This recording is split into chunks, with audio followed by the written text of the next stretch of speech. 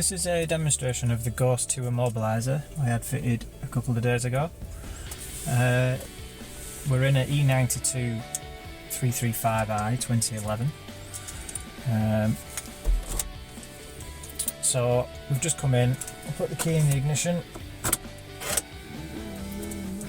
press on the brake, start the vehicle. Now as soon as the vehicle goes in drive, the engine will cut off. And that's the immobiliser in action. Now if we remove the key,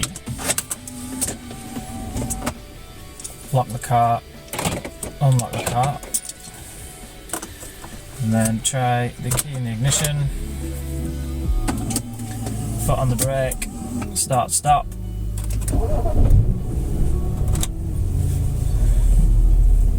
Now this is where you need to enter your code. You can enter it with the ignition on, or you can enter it with the engine on. So I'll enter my code now and you'll see the engine management light flash twice.